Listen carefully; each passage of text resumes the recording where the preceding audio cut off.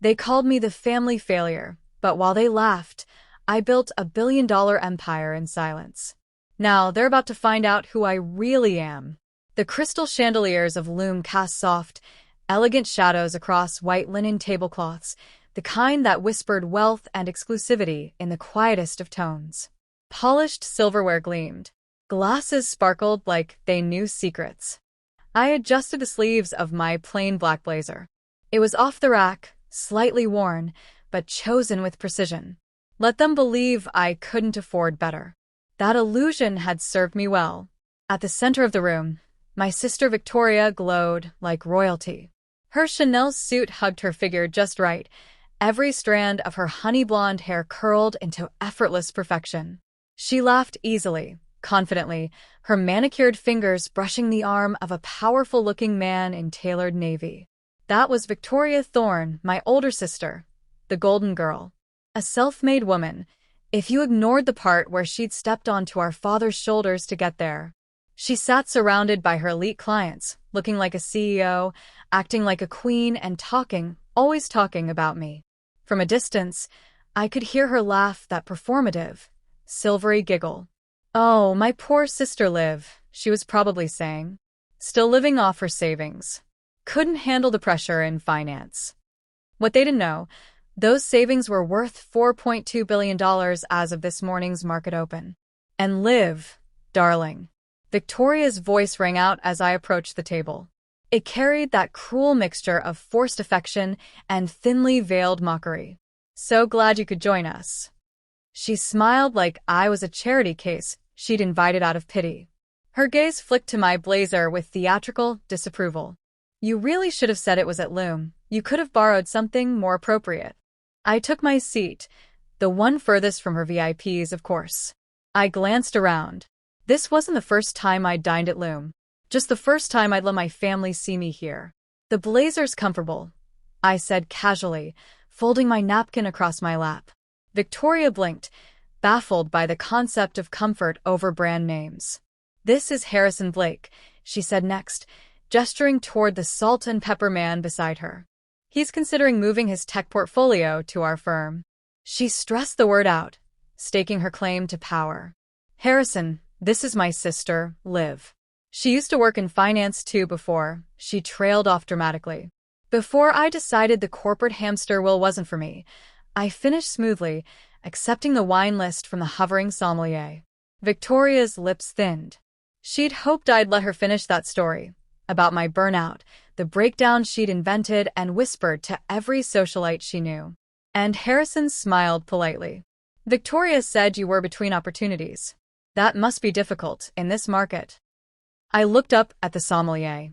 "The Chateau Lafite Rothschild 1982, please." The entire table went quiet. Victoria's head snapped toward me, eyes narrowing in alarm. That's over $8,000 a bottle," she hissed. "You can't afford that." "I'll put it on my usual account," I said, not looking at her. "Jean-Marc, correct?"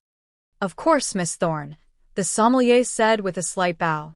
"Your regular table is also available if you'd prefer it." "No, thank you. I'll sit here tonight." Victoria stared at me like I'd just spoken in tongues. "Jean-Marc?" "Miss Thorne, regular table." She didn't know. She'd dined here for years, but never once noticed my name in the reservation books under a private account. Because why would she? "Liv," she leaned in, her voice a sharp whisper, seriously. "This is humiliating. Just let me pay." "Actually," Harrison interrupted, peering at me with renewed interest. "Did you say Thorne? Olivia Thorne?" Victoria's laugh was tight. "Yes, that's her name, but she's not." Phoenix Capital Harrison cut in, his voice tinged with astonishment. The table went still. Forks paused. Glasses froze midair. Harrison turned fully toward me now. The same Olivia Thorne who just acquired Microte Solutions. I offered a small smile. Microte was undervalued. Their AI division alone was worth more than twice the market cap. "That was a $3 billion acquisition," Harrison said slowly. "In cash."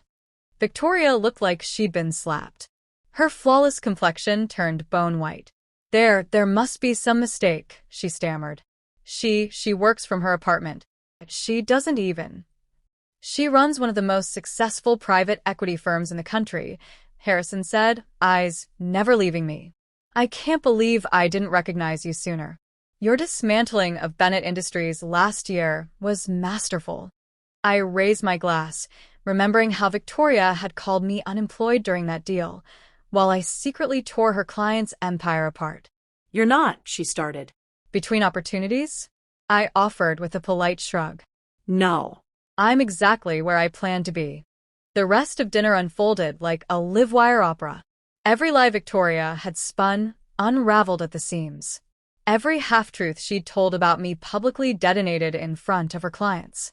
I turned to Harrison again. By the way, I've been analyzing Blake Technologies. Your quantum computing patents are fascinating. We're not for sale, he said automatically. Everything's for sale, I replied, at the right price. Jean-Marc returned with the wine. I took a sip, savoring it.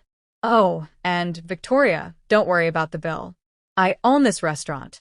Bought it last year. Her eyes darted between the staff, the clients, and me. Her voice cracked. Why didn't you tell me? You never asked. That night, as I left Loom and stepped into my car, my phone buzzed. A text from Mom. Victoria just called in tears. What did you do? I typed back. Nothing much. Just showed her that sometimes the best success stories are written in silence. The next morning, the chaos began before sunrise. My phone didn't stop buzzing. Texts, missed calls, emails. Family members who hadn't spoken to me in years were suddenly scrambling to reconnect. In reality, I was seated in my real office, the top floor of the Phoenix Capitol building downtown. Floor-to-ceiling windows revealed the city's skyline I'd spent 5 years quietly conquering. Your sister's been in the lobby for an hour, said Maya, my assistant. She's tried 3 different names to get past security. I glanced at the security feed. Victoria looked cracked. Wrinkled suit, smudged mascara, desperation leaking from every pore. Your mother's called 6 times, Maya added. Your cousin Sarah has already updated her LinkedIn to say she's closely related to Phoenix Capital's CEO. I laughed once, bitterly. Then Maya said something unexpected. Your brother Thomas is here. With your father. Send them up. They entered the office like tourists walking into a cathedral. Dad's eyes swept over the award-lined walls, the modern artwork, the framed Forbes cover with my face on it. Quite an office, he said, finally. Better than the sad little apartment you said I should be embarrassed to work from. I replied calmly. Olivia, Thomas started. We need to talk. About Victoria. Of course. Not about me. Not to apologize. This wasn't an olive branch, it was damage control. She's ruined, Thomas continued. The Madison building was her biggest portfolio. Without it, she'll have to actually earn her success, I said flatly. You could have warned us, Dad burst out, letting us think. Exactly what you wanted to think, I interrupted. When did any of you ask about my work? About my goals? My choices? They didn't respond. I turned to the window, where the Madison building stood tall. You all believed I'd had a breakdown. But I saw something no one else saw, tech companies bleeding value, begging to be rebuilt. Dad looked pale. I used my trust fund as seed money, lived modestly, worked in silence. And now, I handed him a folder. Thorne Consulting. His company. Mine now. What? He choked out. As of this morning, I said, I own 51%. Phoenix Ventures was my holding company. You never thought to look behind the buyer. Thomas flipped through the documents, speechless. I'm calling a board meeting, I said, tomorrow, to announce the transition. I expect you'll prepare your retirement statement. You can't do this, Dad gasped. I already have. 8:55 a.m., Thorne Consulting, executive boardroom. Dark mahogany walls, brass, handled doors, and a row of 10 leather chairs, the same intimidating decor my father once called the arena. When I was 12, he'd let me sit in a corner while he eviscerated underperforming VPs. Today, I sat at the head of the table in his chair, legs crossed, calm as the sea before a storm.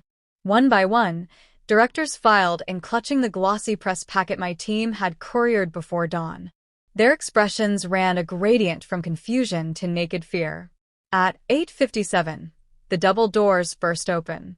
Robert Thorne, my father, strode in with Victoria half a step behind. They wore matching navy power suits, but neither had slept. Robert's tie was knotted too tight. Victoria's mascara had the faint shimmer of tears long ago wiped away. Dad planted his palms on the table. This meeting is irregular and unauthorized. I gave him the faintest smile. Read your bylaws, Dad. Any 51% owner can call an emergency session. You helped draft that clause. A hum rippled down the table. Everyone understood what that meant. Control. The paper trail. I nodded to Amelia Chin, Phoenix Capital's chief counsel. She glided around the room passing stapled bundles, notarized stock transfer forms, voting agreements, proxy letters, 20 months of stealth purchases laid bare. Victoria grabbed her copy, flipping pages with jittery fingers. These are fake, she insisted, voice cracking. They have to be. Like my breakdown was fake. I asked, unblinking. Or my alleged bankruptcy? Her knuckles whitened around the packet. Dad pointed a trembling finger. You've been plotting against your own family. Planning, I corrected. Plotting is what you called it when I was 9 and suggested moving our philanthropy fund into tech ETFs. Turns out I was right back then, too. A chuckle escaped one of the outside directors. Mr. Doss, the audit committee chair, quickly stifled when Dad shot him a death glare. Enter the clients. Before Robert could launch his next objection, the doors opened again. Harrison Blake walked in, trailed by 3 people wearing visitor badges. The CEOs of Bennett Industries, Microte Solutions, and Andromeda Robotics, firms my father's company had once courted and lost. Victoria's face drained of color. Those were her white whale accounts. Harrison took the seat at my right. Morning, Olivia. The patent portfolio figures you sent are even stronger than I expected. I inclined my head. Glad to hear it. We'll finalize after this vote. He folded his hands.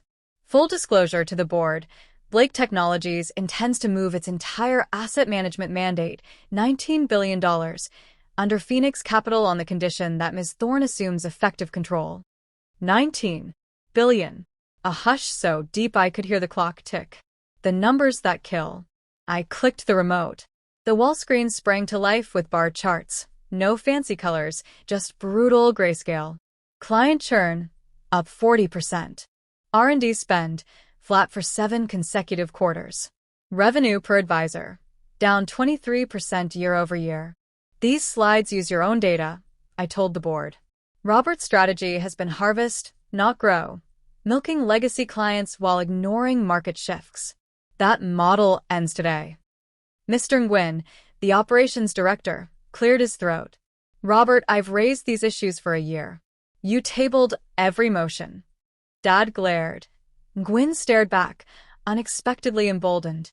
Phase 1, I continued, spins the underperforming insurance division into a separate entity, merges our fintech incubator with Microte's AI lab, and creates a dedicated quantum group around Blake Technologies patents. Target EBITDA lift, 17% in 18 months. I advanced to the next slide, projected share price stair-stepping upward in stark black ink. Chairs shuffled. Pens tapped. The board could smell profit. The vote. Amelia placed a silver digital tablet before each director. Touch yes or no to ratify the new leadership structure. Anonymous but instant. Dad pounded the table. You are voting on the destruction of a legacy. Correction, I said. They're voting on its future. 15 seconds of nerve-shredding silence. Tablets pinged. Result. 8 yes, 2 no. Control transferred. Just like that. Robert Thorne's shoulders sagged, the fight bleeding out of him as reality took hold. Almost on cue, the doors opened a third time. Elaine Thorne, my mother, rushed in, heels clacking, Aunt Patricia right behind, clutching her pearls like a lifeline. Olivia, stop this. Mom pleaded. We are a family. Were we family? I asked softly, when you let Victoria rumor mill my mental health because it made a good dinner joke.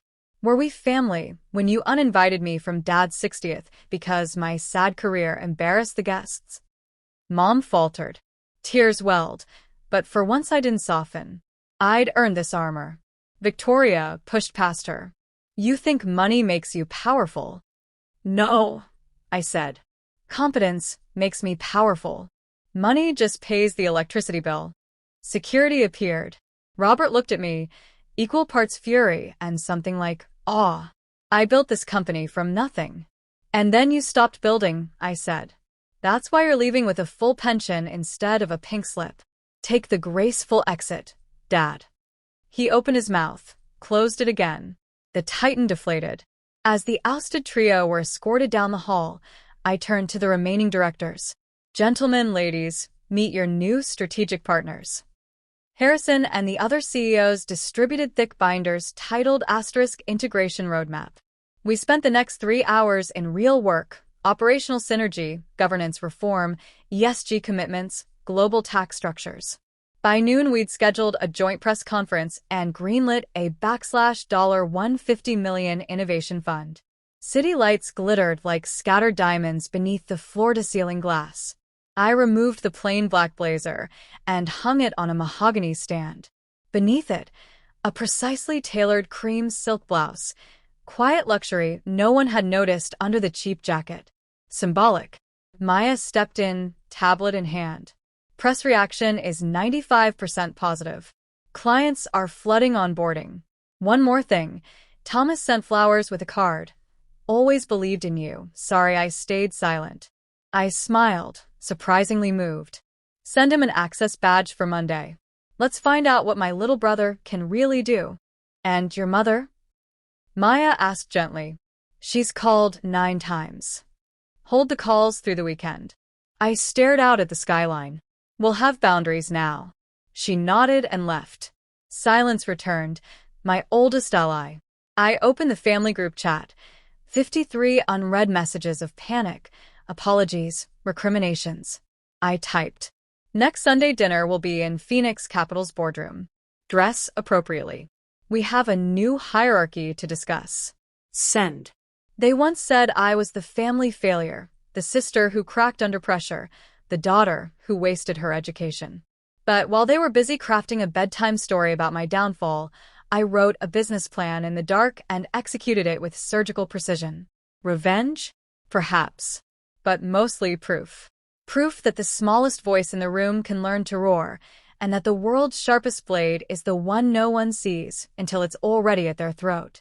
I poured the last inch of Chateau Lafite into a crystal tumbler, raised it to the window, and watched the city I now commanded.